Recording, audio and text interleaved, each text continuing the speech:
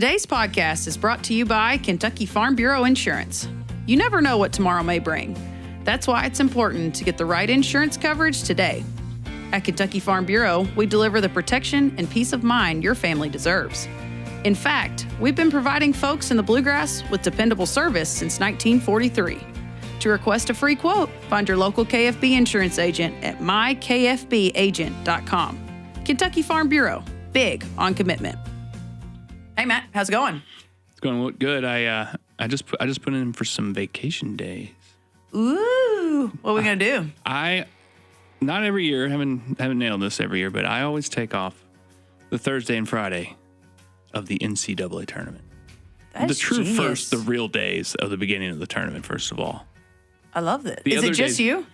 Just me, pajamas, and eat whatever I want, and I just watch all of it. I just switch to whatever game's insane and watch that. So you don't multi-screen? Sometimes I don't really have a multi-screen situation. Oh, okay. You know what I mean? But sometimes I'll pop it on the phone if there's like two that are nuts at one time. Mm-hmm. Because that's what happens. They start piling up on each other on those Thursday, Fridays. I don't like having to play it on my phone, though, because if I'm texting someone who is not watching the game and continuously pestering them, which I will do, like as soon as you're like, oh, I don't know, I'm not watching, I'm like, cool, I'm going to send you 45 text messages about this game. You're going to because play-by-play for me. Sucks for you that you're not watching this great game. But if I'm watching it on my phone, it's kind of weird because I got to scroll it down and then, like, you know. Yeah, I think those 2 days in particular to the whole tournament. Because we do a lot of weird things with especially college championships. Like they're on Mondays. I'm not sure about that, but dumb, right? But those 2 days, especially in our state, that is insane. Mm-hmm. There's only a couple states that are just really bananas about that tournament, and we certainly are in one. Those should be just state holidays. You should just be off. So we get federal holidays. Is there state holidays? I don't think that's a thing. I mean, why are we taking the powers from the states? Right.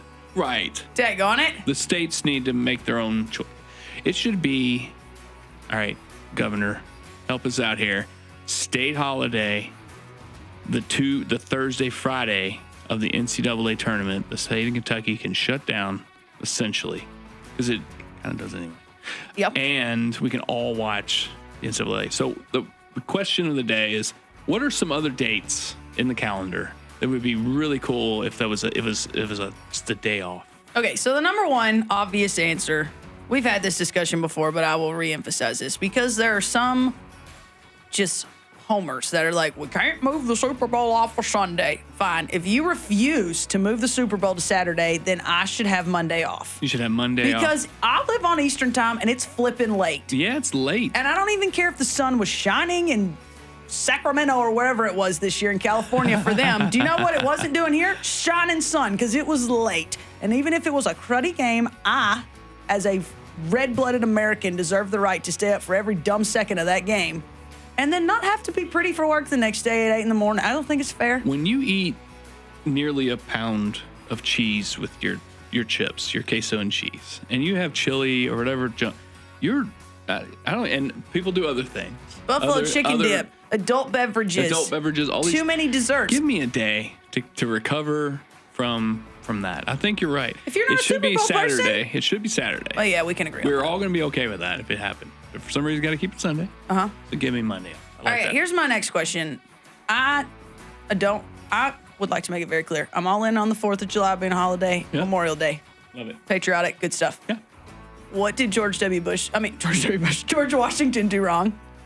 President's Day. We don't all get President's Day, but we get Labor Day. Labor Day. What is Labor Day? Not Veterans Day. And no Veterans Day. No Veterans Day. I would just like some continuity. Yeah. Of like, are we celebrating great humans? You get Martin Luther King Day. Good guy. Great guy. Great day. We got his day. Yeah. What did George Washington do wrong? Right. What did the veterans do that Memorial's okay? I just got questions. Yeah. I'm not asking for more days. I'm just asking for clarity on the days. The choices. Yeah. All right. Why not just St. Patty's and all these? I'm just trying to get more days off at this point. Hey, fun fact. Yes. I got engaged on St. Patrick's Day. Nice. My husband That's was very told. lucky. And I just got lucky in Kentucky with my ring on. So, his rule was no cameras, no people, and no holidays. And he snuck a holiday in, and he was very proud. He thought that one was very funny. He was like, and I was like, okay, cool. The holiday we don't celebrate, but that's okay. Yeah, so I'm looking forward to my time off. Hopefully the local teams, whatever with that, and that's not a mess. But we'll see how that all goes. But man, I love it. It's a great time, and gotta like a good random holiday. That's a holiday to me at this point. I try to make it. I would agree with that. Yeah, and I'm blessed. I've been in Farm Bureau a long time. I've got vacation. I got some flexibility to do. He's begging for extra days, but he's got plenty. Interesting. But yeah, I love it. So yeah, there should be. Why not? Let's have a few more 3-day weekends. Let's have everybody likes that. Do you know who deserved a 3-day weekend? Our guest today. He had a rough winter of working and practicing. Homeboy needed a 3-day weekend after that. Yeah, so, we have had a lot of our young farmer winners of contests on the podcast, and we just didn't quite have someone because we wanted to. We had a feeling. Had a feeling he was going to bring it, and he did. Got so close. I mean, he accomplished an incredible feat. There's just something about being second. Yeah, it's like, you ain't first or last kind of deal. You can be in that top 4, and you're like, daggone it, we made it in the top 4. And then somebody tells you got second, and you're like, what? Why not first? Yeah, I'm sure he was like, But Cody, awesome. I've known this guy. I think that probably the first time I bumped him, and it was his kid interview after winning Farm Bureau Youth a billion years ago. Yeah, he's grown up a lot.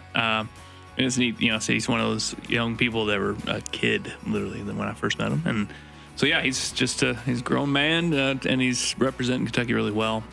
So we were going to try to get him while we were live in Anaheim, but it just didn't quite work. And but we got him now. All right, so without further ado, I'm Renee Carrico. And I'm Matt Hilton. Let's get rural.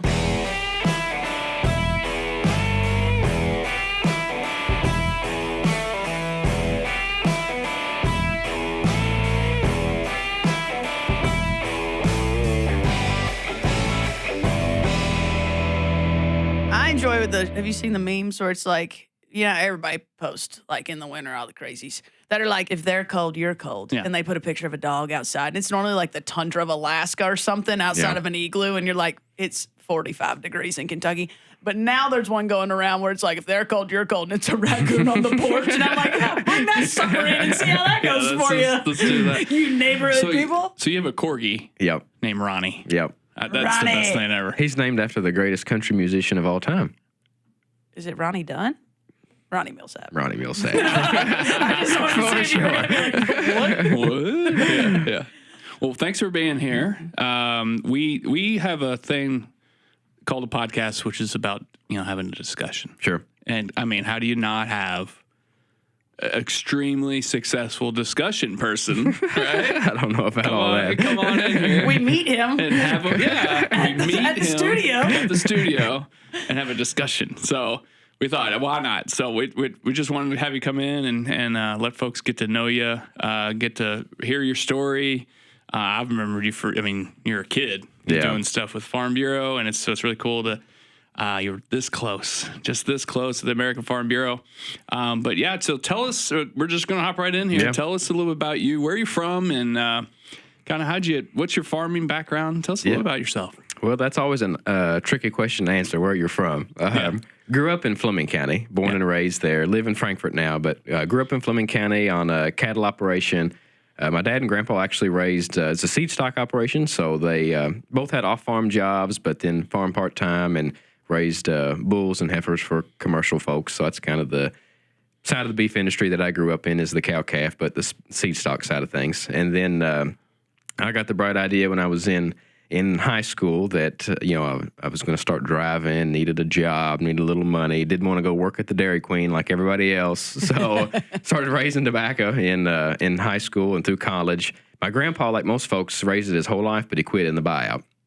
And then his grandson had the bright idea to start again. So never raised a bunch, just enough me and my buddies could my family, we could set it in a weekend, and then we could usually, my buddies could cut it after school, during the week, and then house it one weekend and strip it on Christmas break and that kind of stuff. So, but I have really fond memories of it. I loved it. And it was something, definitely I got to do with my grandpa. That was really special, to be able to do that. I didn't know a thing about it. He taught me everything to know about it. But really enjoyed that, and then graduated from there, was really involved in FFA, and then went to college at UK.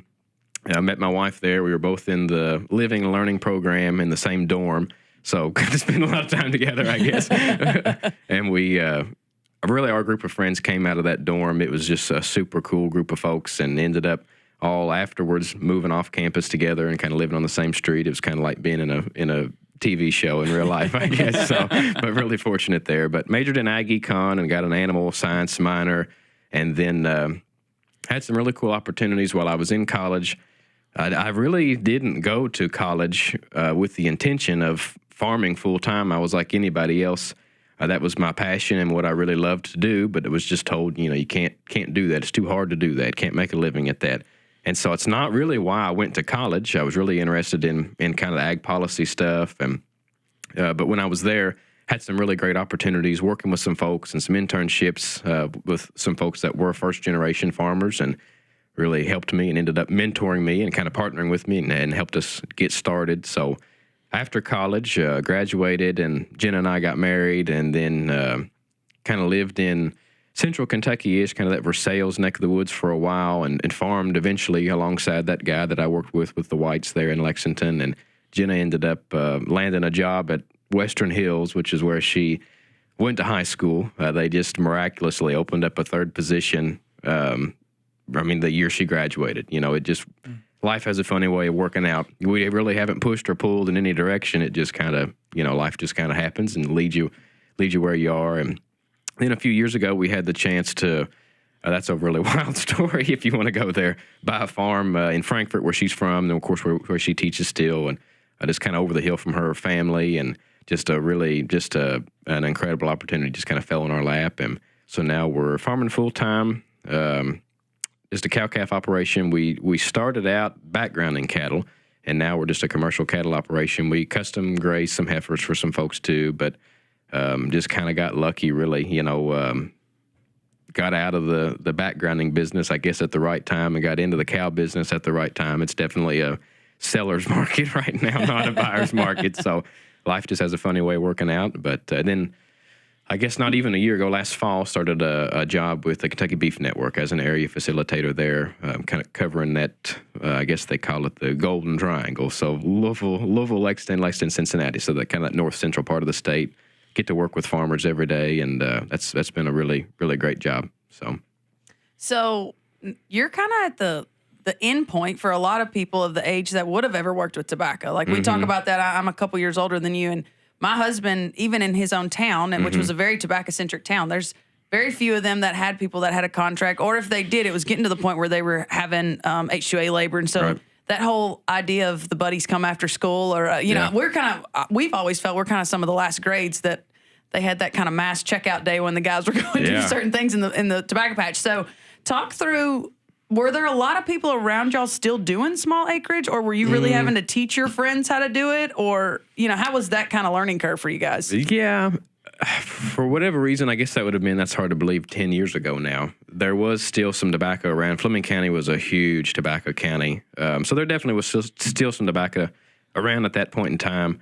It did kind of evolve into, as we grew our acres, and like I said, we never got huge, but we would kind of pull in some of those, Hispanic crews to help cut a lot of times. And we could handle the housing. I mean, you don't have to be too experienced to house tobacco. You just got to be strong and not afraid of heights. They cut so much faster. Yes. Like, I don't think people understand. Like, it's incredible. But we had fun. We enjoyed it. And I mean, it was hard work, but I guess, and really that kind of set the stage for me farming down the road, because that's really what I love the farm and I love the cattle industry, but I really like working for myself, I guess, if I'm being honest. And, I just looked at all my friends that had normal jobs, and it might have been a lot less work from a labor standpoint, but they worked every day after school, every day, and with the tobacco, you worked really, really, really hard, but it was really just for a couple months out of the year, and you could make the equivalent amount of money. And I enjoyed that. That's kind of what I fell in love with, is basically, you could kind of, within reason, you could control how much you made by how hard you were willing to work. And that's not maybe the case for a typical job. You just kind of draw a salary and it is what it is. You do your best and it is what it is. But that's what I like about agriculture is even though there is a lot out of our control, there's a lot that is within our control too, the way you manage and how you do things. It's just like running a business. And so I really enjoyed that. Yeah. So you've been a part of Farm Bureau for a long time. I mean, literally a kid. Yeah. Still maybe a kid, I guess. To me, yes. Talk about that a little bit. Yeah, I mean, you've been a part of contests. Talk about your experiences in Farm Bureau. Yep. And from the beginning, really, what are some of the things that stuck out about this as even a kid? You were interested in this. You talked about wanting maybe a background in policy and those kinds of things. Farm Bureau is a perfect spot for young people to get involved in those kinds of conversations, those discussions, those kinds of things, right? Yeah. So what was it about Farm Bureau, were you forced to do the contest? Or how did you get involved in Farm Bureau back in the day? Well, I absolutely have to mention Miss Mary Jane Cannon. She was our she's a legend, but she was a Farm Bureau legend. She was our women's chair, and I think was a state women's chair for a long time, and she definitely pushed us, a group of us, to do the Outstanding Youth Contest. And I really just did that not knowing much about it. I mean, I know that if you were able to win, you got a scholarship. I mean, there were, good prizes to be involved, and it could help, sharpen your speaking skills. I was already doing the FFA stuff, so it went alongside that really well. But just started doing the Outstanding Youth, and I was always competitive, and I'm way too unathletic to do any sports or anything, so I guess that was my competition. But anyway, so I enjoyed that and kind of jumped in and did the Outstanding Youth Contest, and did end up winning that as a junior in high school. And then that really opened up the door. When you are in that contest, you get to go on congressional tour and Farm Bureau Day at State Fair. And, I just kind of did the contest maybe because Mary Jane prodded me a little bit. Yeah. But then just kind of opened up the door to all the opportunities that were in Farm Bureau and the opportunities to travel and meet folks. And then from there, I think Farm Bureau does do a really good job kind of keeping you engaged. And then we got plugged into some of the young farmer programs and the outings. And I think from there, just started competing in contests like Discussion Meet. And I guess that's how we got going. So yeah, I think that the Discussion Meet is an interesting contest because of, I mean, there's so much give and take and knowing your stuff, and what do you think are the keys to being good at it? You tried it a few times and took it pretty far. It's a contest that Kentucky at a national level's been okay, but you did really well this year. And what are some of the keys you think that really made this different for you? Maybe. It's a really unique contest in that, I feel like there's individual contests where it just solely is up to you and your performance. And, I mean, sure, you're competing against other people, but it's, they compete and you compete, and whoever scores the best wins, I guess. And then there's team sports where you're on a team and you're bouncing off other folks or you're playing against other people. But Discussion Meet is kind of like you're an individual on a team, but you're competing against everybody else too. The other three are also trying to beat you. You're competing against the team. They're not really your team, but you've got to discuss with them and play off of them and bounce off of them to be successful. That's the heart of the contest, And so, I mean, I guess there's definitely a knowledge standpoint. You do have to be understanding of some ag issues and what's going on in agriculture. The 5 topics that you draw are all going to be current ag issues and probably Farm Bureau policy, honestly, or some policy we've just passed or working on passing. And so there is definitely that piece, but I think it's definitely about working with those folks towards an end goal. And really even my wife, Jenna, has kind of stolen the rubric, even with some of her FFA students, and kind of teaching them, because it is kind of brilliant. I mean, you talk about the problem, why it's relevant and why it's important, solutions, and then you kind of flesh out the solutions and pick the best one or two and talk about how you actually implement them. And that's really good advice for anything in life, honestly. Talking about, we can talk about the problem, but we need to talk about why it is a problem, why it's relevant. We can talk about solutions, but if we don't talk about how to implement those, then we're kind of, missing the point there too. So it's a really unique contest, and I think that the heart of it teaches you how to be an effective communicator. Yeah, I think it'll teach you how to host a good meeting. Mm-hmm. And I've been in enough meetings that we did not go through all those stages necessarily. No doubt. Walk out going, what do we do there? So, I think that's a big part of it is that working. Like I said, I'm competing against my team, but we got to be a team. Yeah. But I'm trying to beat them. Yeah, it's a tough thing. Yeah. Yeah, I think, and I know I've said this before, but my favorite part about discussion meet, because I think it's so very important. And for another, you said a lot about FFA. I did a lot of that as well. There's a lot of things where you are directly competing against other people. And sometimes it's you're the loudest, you got the most floor time, you spit the most facts the fastest. It's debate vibes at some things you do. And I've always told people the word discussion is so important. Yeah. It's not a debate. It's not a speech. And you will watch a room.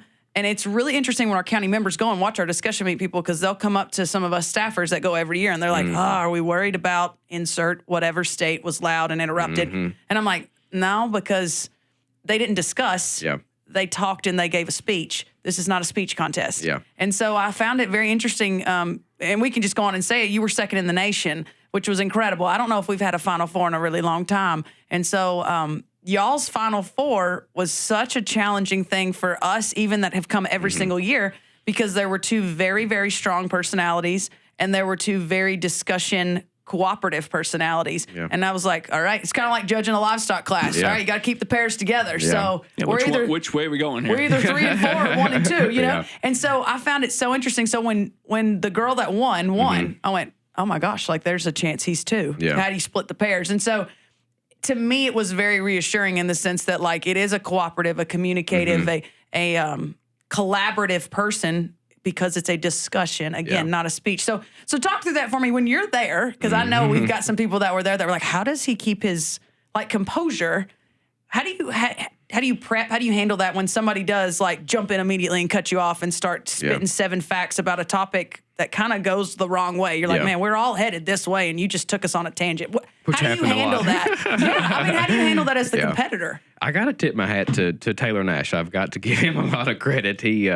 He coached me through this, and he has, really mastered the contest, I feel like, and was able to I mean, just from the state contest to nationals, I learned so much from him and grew so much.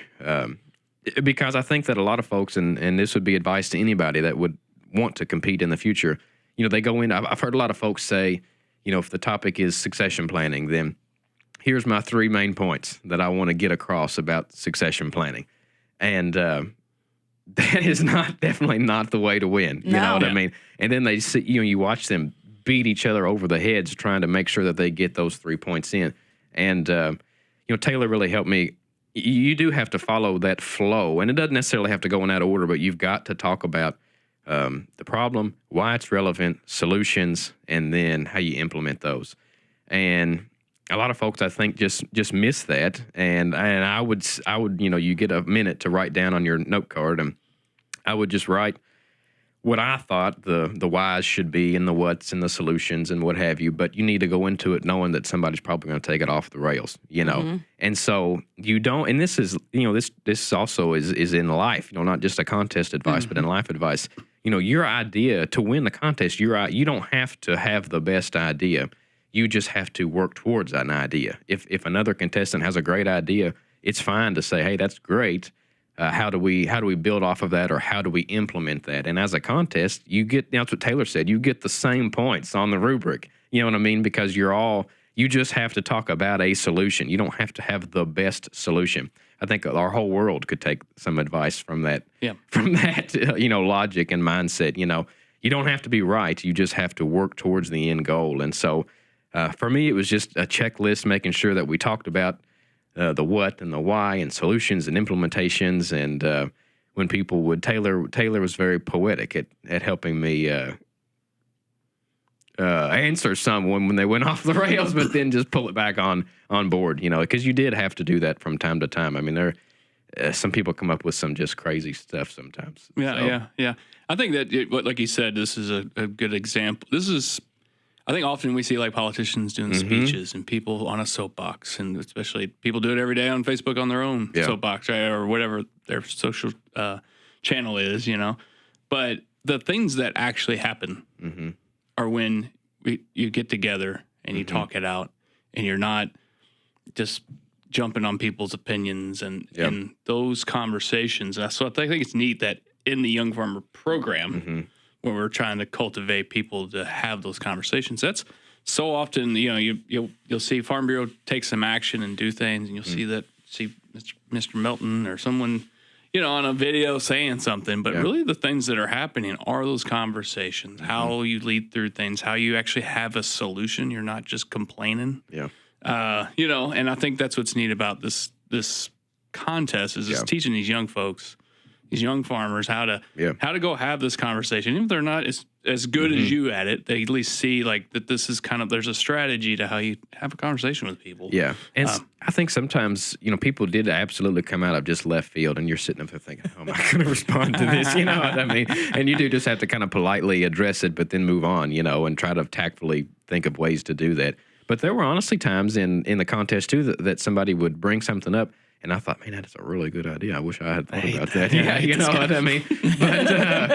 But you run with it and build off of it. And I think that's the challenging part of the contest is you've kind of got somewhat of an agenda, but the whole time you've got to be thinking about what do I say next? But when somebody does come up with a really great idea, you got to think, man, that's great. How can I build off of that? Or what's a way we can implement that? And so, yeah, I mean, I think both things happen. I can come up with several examples where I'm just thinking, what in the world did you come up with that? But some were really, really good. And that's kind of the beauty of discussion and contests like that is identifying, people come from this is literally a contest with people from all over the country, and different folks from different walks of life have different situations, and therefore they've got some good ideas that maybe we wouldn't come up with because we're not dealing with the things they're dealing with. Right. Yeah, and I will say this, and you're very humble, so I don't expect you to have a ton to say after I say it, but one of my favorite parts, if you watch some of those National Discussion Meets Final Fours, you'll hear, I don't want to call it, there's a certain esque of this like very prepared public speaker one-liner vibe. They've got that strong kind of radio voice, and they look like they're going to go inspire me to change my life in 3 years when they get to be that stage guy. They just have that presence about them, and I think what I've really liked, and some people that have talked to me since the state annual meeting that saw you on stage, and quite frankly, a lot of the Final Four this year were like, man, they sound like me.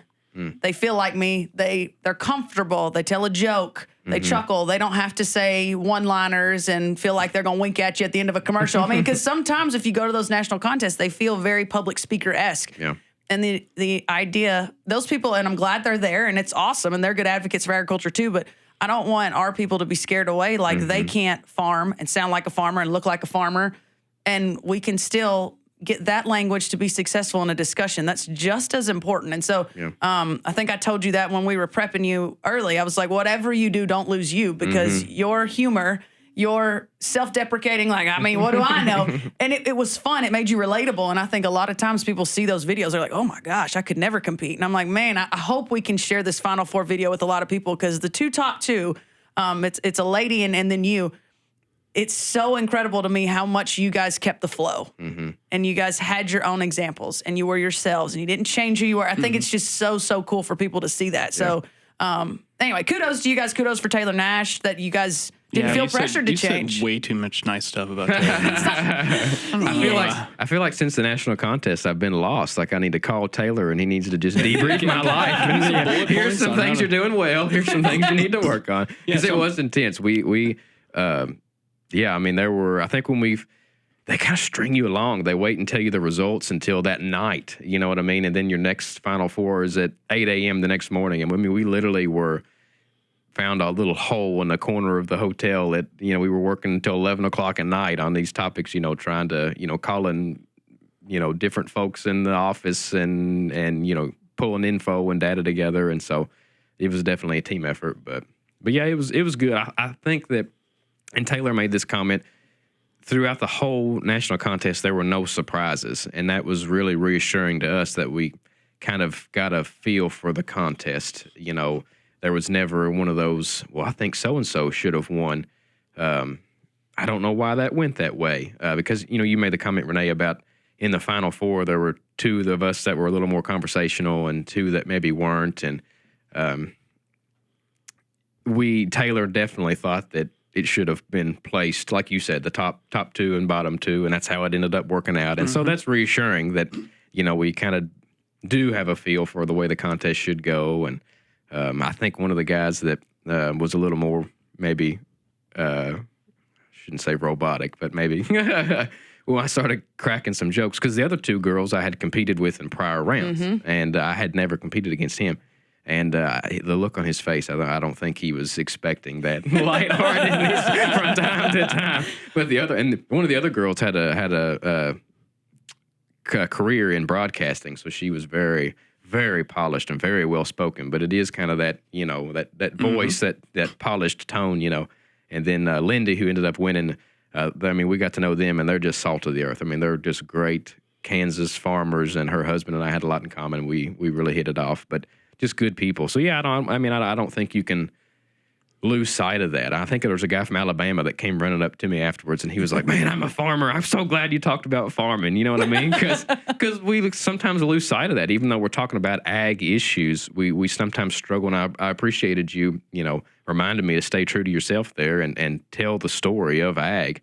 Because at the end of the day, these are ag issues that affect production people on the farm. And even though we might be fighting for these things in a capital somewhere, this is stuff that matters to the people that get dirty every day, you know. And so we got to talk about those folks. Yeah, that's something I get the opportunity to do, like a lot of media training with our farmers, and often we'll interview them, and the first things they say is, "I sound country. I'm not good at this." And I'm like, and when we watch them afterwards, I kind of made up this line. I call it real guyness. You have real guyness.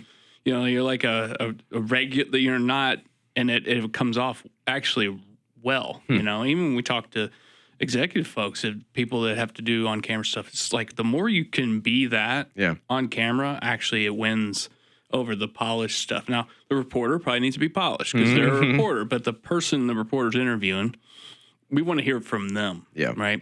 And I think that's what you tapped into is like, I think I do it all the time with folks like, no, that's good. Be that. They want to interview you. They don't want to interview like the fake you in front of the camera or in front of the microphone or in front of the crowd. So, yeah, I think that's a big thing. And it is cool that they rewarded that instead of, you know, things that where you're, I wouldn't say like over prepared, but you were sitting there, you were listening, which is probably really important, and just making counter arguments and different things, and just really tagged along a good conversation. But yeah, that's one of the main things that, especially a lot of our farmers, when you know, we're always trying to encourage folks to go advocate, to go talk, to say yes to the interview, and all the things they're worried about. And I'm like, that's actually not. They don't want you to do any of that. They actually don't want you to be too polished. They don't want you to. They want your opinion and stay true to yourself, like you said. That's what they want. And if you do that, they're going to call you back next time they got an ag story. So. You see that at a discussion meeting, that's pretty cool that it was rewarded, and you did such a good job. So, fun question. What was your favorite topic, and what was your least favorite topic, and why? I think people will find that interesting. I know your answers, but I think it was funny because I think people looking at this contest, depending on their stage of life and what they do, would agree or disagree. And so I do want you to tell the why it's your favorite or least favorite, because I find that part to be interesting, and I think others will. The worst one for sure was the one we drew in the Final Four, no question about it. When they announced that, we all just went, oh, gosh. And it was about member benefits, which is, it's a good topic. You know, it's relevant and important, but it's more of a Farm Bureau-y topic and less of an ag policy topic. And it's just one of those things that's, you know, it's not a bad topic. It's just, how do you make that exciting? You know what I mean? How do you make that engaging? You know what I mean? And they gave you more time for that one too, right? Yeah, we had 5 more minutes to talk about a more boring topic. Yeah. And I think it was funny. The urban sprawl topic, which is the one we drew at the state contest, was the one that didn't get, we didn't draw at all. I really liked that topic. I didn't get to talk about it though, but probably my favorite was probably succession planning or the environmental stewardship. Just stuff that is so relatable, stuff that you can talk about, stuff that's real. I like talking about, Taylor Nash would laugh if he heard me say this, but we always talked about the foo-foo. There's foo-foo answers. Let's start a task force, or let's do this, let's do that, or, but the succession planning, environmental stewardship, there's no foo-foo there. It's for real. There's for real, hard, tangible things that we are already doing, things that we can already do. I feel like I could have talked for an hour about those, because it's stuff that, you live and breathe every day, or your friends and family live and breathe every day. And maybe to your earlier point, it's just so much easier for me to bring in that personal spin because it's something, I don't use member benefits every day. You know what I mean? Yeah. But succession planning is something we have to think about and deal with every day. Environmental stewardship is stuff we do every single day. And so I think the more real life examples that you can use, the better and the easier it is, So. Well, speaking of your favorite, I teed this up on purpose. I might be getting good at this. Okay, you teased it in your intro, but I want to give you a chance now. We're talking about succession planning. We're talking about gaining farmland, getting opportunities. You have a wild story about how you guys ended up with your farm. We did. Talk through, and even if it's not in utter detail on how you got the farm, talk through your location, because I think both of those things would make the urban sprawl being exciting for you to talk about make a little more sense. Because for me, growing up in Princeton, so Western Kentucky, I would have never wanted to do urban sprawl. It just didn't feel relatable to me. In Washington County, maybe a little more with Bourbon and being a little bit outside of Louisville. Yeah. But you talking about being from Fleming County and now, outside of Frankfort, I'm like, why? So talk through your location, your farm story, because I think that'll make all that kind of light bulb for people. Yeah, Jen and I, when you're young, we're still young, but when you're really young, it's just, you got to kind of figure out where you're going to land. And for us, it was when we graduated. So I worked with a farm in outside of Lexington, which is really urban sprawl, actually Lexington and Nicholasville. And Tim and Amy White, and I literally, this is not a lie, I have on many occasions driven a tractor and a roll baler down, what is that, over off of 27, where I've lost my train of thought now, where the Cracker Barrel and the Kroger, it's not Beaumont. Oh no. Mm-hmm. I know where you're at. Yeah. We get it. Yeah, Hobby Lobby, all that over there. I've literally driven. If you can tell by the store, main road. I've driven a tractor and roll baler down like past Hobby Lobby, and farming Not in something you see every day. No, farming in, and that was such a drastic change for me because I grew up in Fleming County, which is very rural, an hour from Lexington. But I think that's an interesting thing to talk about too, is because you're seeing those urban sprawl challenges in rural areas too, with data centers and solar farms and that issue. So really nobody's out of the area, Bourbon, and out of the urban sprawl threat now in Kentucky. But we just kind of landed there in Lexington and in that area, Nicholasville, and had an opportunity with them. I knew I wanted to farm. I just didn't know where. Jenna and I both grew up on farms, but like I said, it was just like most folks in Kentucky, a small part-time operation. We didn't have a sprawling operation to just, nobody to inherit it, somebody just waiting to come back home and take over, So we did kind of have to somewhat start on our own, and Tim and Amy just gave us an opportunity to pick up a couple farms there. And like I said, Jenna got her job, and so we kind of landed in that in between Nicholasville, Versailles, Wilmore area, and she was driving to Frankfort. We were farming there just on rented ground, and this is on the heels of COVID, so everything literally decided to double overnight in terms of houses and land, and so we were really torn. She's in Frankfort. We're kind of in this Versailles, Keene, Wilmore area with Tim and Amy. I'm from Fleming County, and it's kind of like, where do you go? We're kind of good with all three options, but where do you land? And so we heard of a neighbor of Jenna's family that he was going to sell his farm. He was an older gentleman, a good friend of the family, and just was getting old. He was widowed. His wife had passed away, and his kids, after the fact, kind of realized that his kids really pushed him to sell the farm. Probably were a little money hungry, if I'm being honest. But to be fair, he just was not in the right health to be living there by himself. He did need to make a change. So we heard about this farm. We're kind of stuck thinking, man, we want to buy something. We want to get somewhere, get started. We just don't know where and haven't had the opportunity yet. And so we hear about this farm that's coming up for sale at auction. We even approached Frank and said, hey, would you just sell it to us, private treaty? And of course, the auctioneers told him that it was worth a buku of money, way more than it was actually worth. And so his kids decided to go the auction route. So we show up to this auction, and I guess I should say our farm is, I don't even know, not even a half a mile off of the interstate. I mean, it's a kind of a prime location, and it's kind of interesting. You actually drive through a 120 home subdivision neighborhood to get back to our farm, which is very unique. very unique. Yeah, so it definitely had developmental potential for sure. We've got a long driveway. It's a half a mile long driveway back to our house. I mean, you literally could just start peeling lots off up and down the driveway, splits the farm in two, and then there you go. And so that was the thought. They actually busted it up in the auction into 5 tracts to escape planning and zoning. If you go beyond 5 tracts, you have to go before planning and zoning and get it rezoned. But if you bust it up into 5 tracts, you don't have to. So they were trying to milk it for all it was worth. And to just make a long story short, the auction was a disaster. I mean, it was very poorly planned, probably not the right auction company to use. So we went to the auction. I was just going to buy a cattle chute, and her dad, Jenna's dad, was going to buy some feed bunks. And we had in our mind what we could afford to pay for the farm, farm value, but we couldn't by any means pay developmental value for the farm. And so we get to the auction, and there's just hardly anybody there.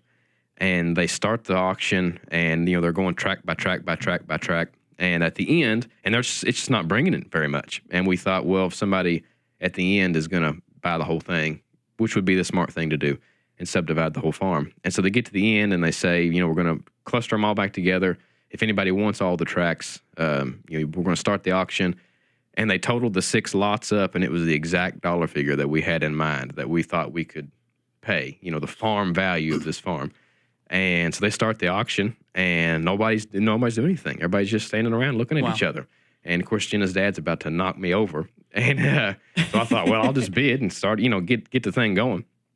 And so I bid once, and I was the first and the only person that bid. No one else made another bid.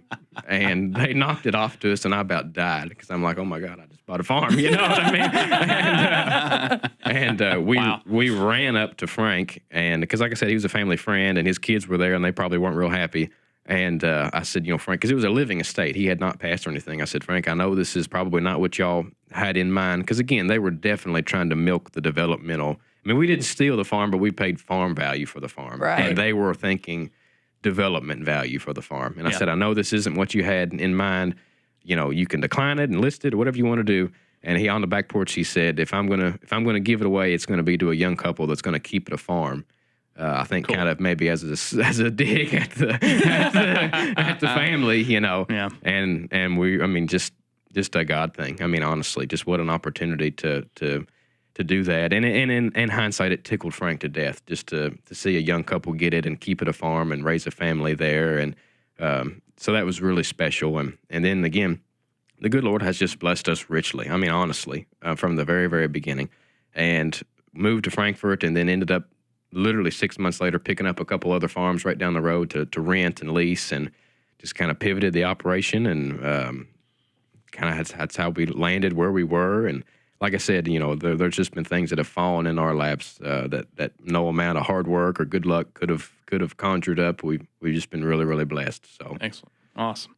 Well, I just love your story. I think it's if you're a farmer, if you're a young farmer specifically, I think it'll just kind of give you chills.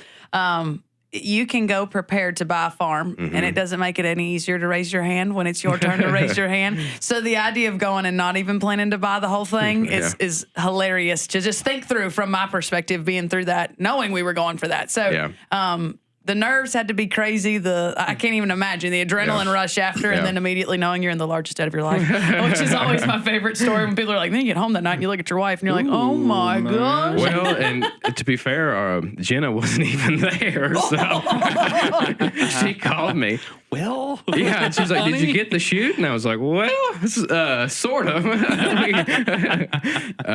But then You would never guess what came with this shoe. yeah, right. amazing. What an amazing deal. To be fair, Frank was extremely gracious to us and worked with us. And then we were able to actually kind of exit the whole auction thing. And we ended up going through FSA and Kentucky Ag Finance and getting financing through there. And he was more than willing to be patient because FSA has been wonderful, but it is a lengthy process, you know, and he was very patient to wait. And so it was scary from an auction standpoint, but we kind of in our back pocket knew that he was going to work with us there. And so, I mean, there's no way we could have swung it without those young farmer programs that have been really good to us. Yeah. So. Yeah.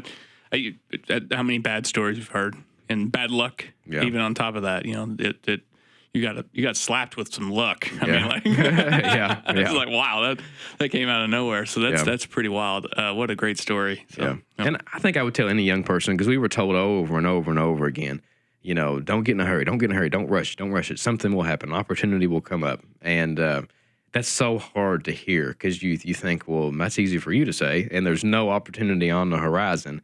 And we're not alone in this. I know of so many other people that literally have just had opportunities like that drop in their lap. You know, the old lady down the road's like, hey, I've noticed you're doing such a great job. Why don't you come buy me out? Or, you know, there's so many opportunities like that for young folks. And so if you're in that stage, then I know it's hard to hear, but be patient. It will happen. So.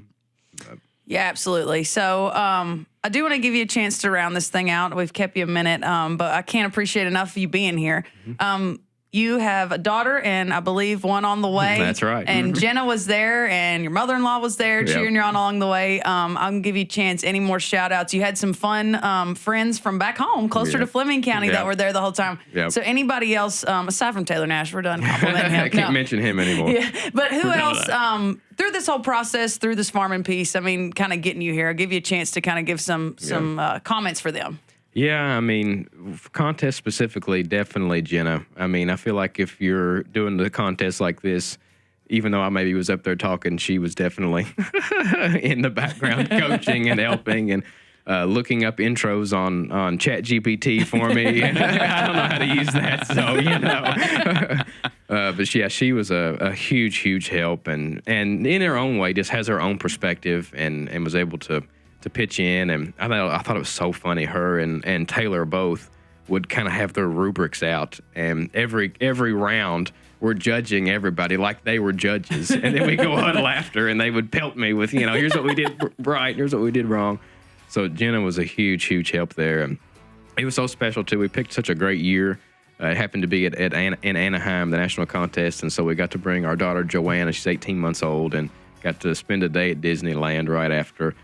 Which was just awesome. And she just had a big time. So we really enjoyed that. And then, of course, it's funny, Lindy, who won the contest, also brought her mom because they have a 2-year-old son, too. So there was like this team of moms and mother-in-laws that were, because it was a busy week. I mean, we were slammed, you know, and so we definitely couldn't have done it without them. And then, of course, we all got to go to Disney World together, so that paid off. But so yeah, definitely kudos to them, and really excited. Our next one's due in July, so awesome. Really excited about that. Don't know the gender or anything yet, but you go from you know when you have kids, you go to zone defense, then you go man-to-man defense. I don't know what we do. I don't know what we do then. Zone again, and then you go mother-in-law after that. So you just weren't very good at zone. So you and Casey went, we're just gonna stop at man-to-man. So But yeah, you talk about life changing. You're just getting going. Yeah, no doubt. Going, so. It's a blessing though. She was with me just the other day. We were feeding cows, and she loves to be out on the farm. Absolutely loves it. And so I don't know what we would do if we had a child that didn't love to be outside. But luckily for us, she absolutely eats it up. So it's been great. There's just no better way to raise a family than on a farm. I know I'm biased, but it's been really special. So, Excellent. All right. Well, again, we can't thank you enough for coming in. It is just a smidge muddy outside, so there's a few things to get done at home. So we appreciate you getting feeding done early so we could get you over here. But thank you for having me. Yeah, really appreciate it.